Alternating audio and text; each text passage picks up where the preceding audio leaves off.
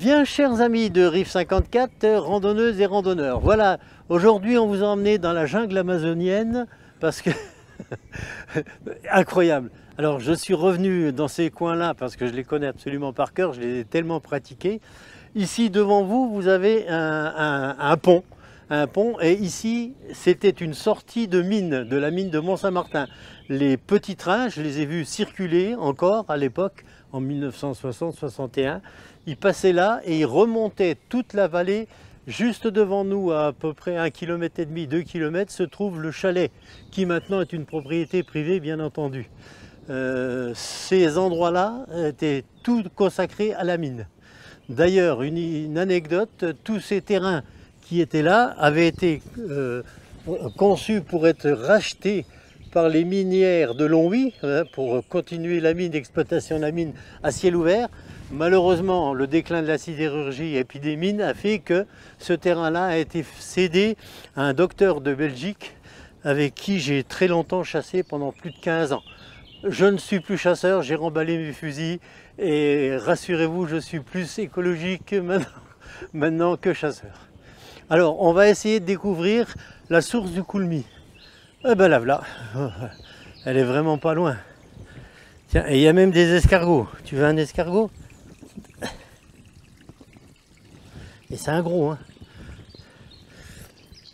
Alors voilà, là aussi c'est quand même des endroits que j'ai beaucoup fréquentés parce que quand j'étais un peu plus jeune, je venais aussi aux escargots.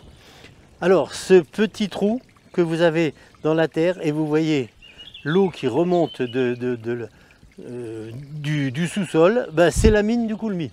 C'est donc l'entrée de la source du Coulmy.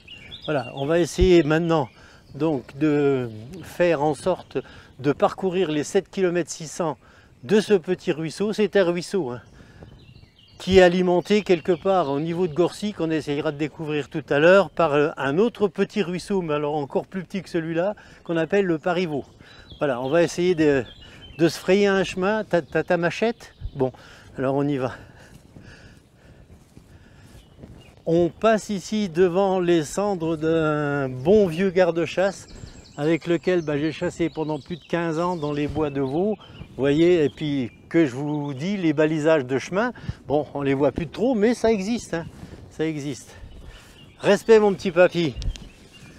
Alors là aussi, grosse surprise, hein, ici existait, elle est toujours là, mais envahie par la végétation, une mare.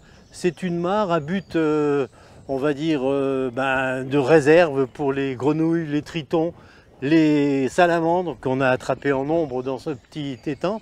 Et je pense que là aussi, au niveau de ce trou, c'était là que venaient les lavandières de Longwy, donc les femmes qui venaient laver leur linge, parce qu'à l'époque, elles venaient laver leur linge au Coulmy. C'était sûrement pas comme ça, parce que là, ça a été vraiment envahi. Alors voilà, de là, le Coulmy descend et va se diriger vers les ruines de la mine du Coulmy qu'on va essayer de découvrir tout à l'heure.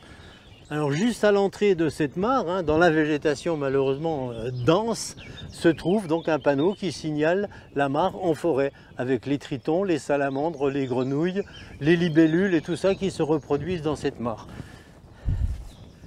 En remontant donc le petit chemin depuis la source du Coulmy en direction de la plaine des Jeux, on rencontre un tas de petites maisons là sur le bord. Oh, il y en a 5-6 qui sont là.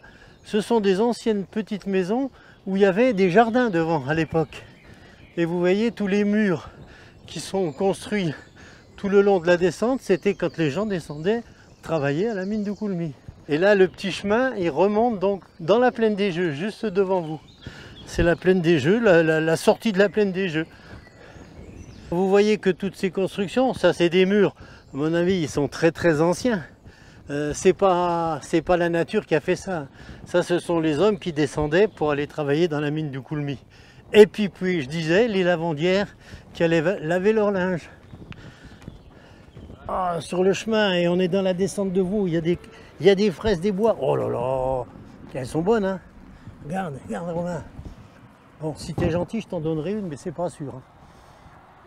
Alors on dit que les renards ils pissent dessus, mais avec les orages qu'il y a eu, on peut les manger, vous êtes garantis, il n'y a pas de souci. Donc on a quitté pour l'instant le Coulmy, on est dans la descente de Vaux-Vardimont.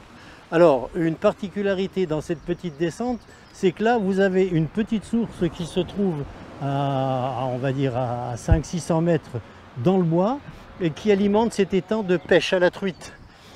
C'est renommé parce que c'est de l'eau courante. Donc c'est bien alimenté en eau courante. Et ce petit ruisseau-là, il redescend juste au coin là-bas pour aller rejoindre le Coulmy dans la plaine où on va aller maintenant. On a donc longé sur environ 500 mètres, après avoir découvert donc, la source du Coulmy, le Coulmy qui a une traversée de route. Alors bien sûr, avant c'était dégagé et tout, bon, maintenant on peut... Mais enfin, le Coulmy le voilà encore. On va continuer, on va aller jusqu'aux ruines maintenant. Alors sur les deux petits sentiers parallèles, donc un sur la gauche et un sur la droite qu'on est en train de suivre, vous avez des petits tuyaux. Alors pourquoi il y avait des tuyaux? Parce que dans le temps, les gens venaient se servir de l'eau de source. Ah, regardez, ça coule bien. Hein. C'était de l'eau de source. Et ils venaient s'alimenter en eau pure. Hein, le tuyau rentre dans la terre, voilà, c'est encore une petite source qui est le long du Coulmy, qui rejoint le Coulmy qui est à 20 mètres en dessous.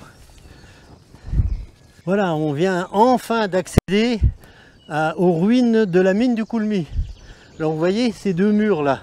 Ici passaient les wagonnets pour se faire charger un peu plus loin dans les cases à mines. On va vous les montrer maintenant. Si vous ne connaissez pas la région, c'est peut-être même pas la peine d'y venir. Parce que vous aurez un peu de mal à trouver. Mais enfin c'est accessible. Hein. Alors imaginez-vous quand même ces deux murs de soutènement hein, qui permettaient aux wagonnets d'accéder aux cases à mines qu'on va découvrir maintenant, qui sont juste devant nous. Impressionnant quand même. Hein.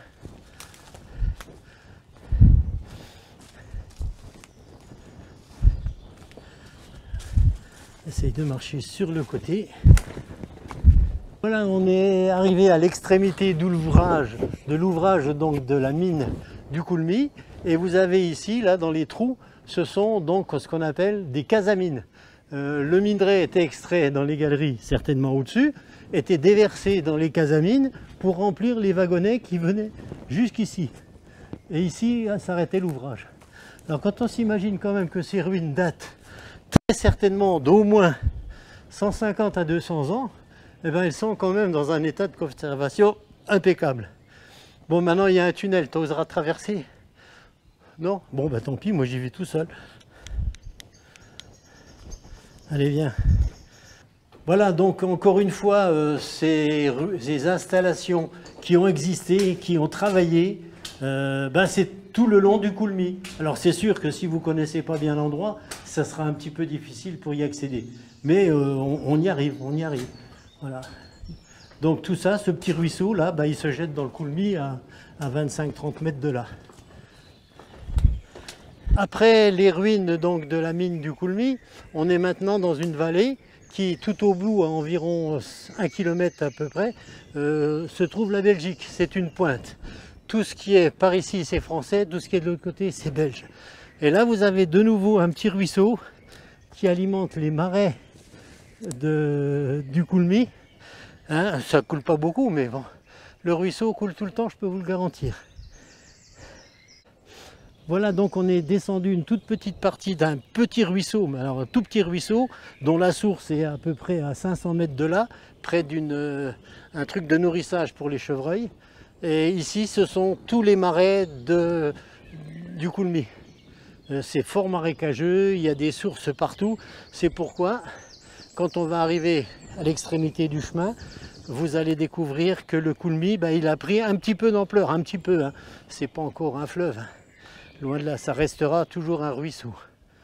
Voilà, vous voyez devant vous toute cette zone marécageuse qui, dans quelques hectomètres, rejoint le Coulmy. Et donc, c'est ce qui fait que le Coulmy, après ça, devient un peu plus large. Pas beaucoup, hein, je vous dis, c'est toujours un ruisseau. Mais voilà, c'est les marais du Coulmy. Eh bien, le calvaire est terminé pour aujourd'hui. Je peux vous garantir que c'était un peu un calvaire. Jamais, jamais j'ai vu dans les chemins, dans les états où ils sont actuellement. Bon, c'est vrai qu'il n'y a plus personne qui vient, il n'y a plus de chasseurs, il n'y a plus rien du tout. Donc c'est un petit peu difficile. Par contre, maintenant, on va vous montrer où sort le coulmis de tout ce fouillis. Et puis, on arrêtera pour aujourd'hui. Parce que Romain, il est très fatigué. Moi, ça va, mais lui... non, alors, bien sûr, des chemins inaccessibles à des enfants. Hein, parce que c'est beaucoup de broussailles, de ronces, de bouts de bois morts par terre. Mais enfin, ce qu'on a voulu découvrir, je vous l'ai fait découvrir.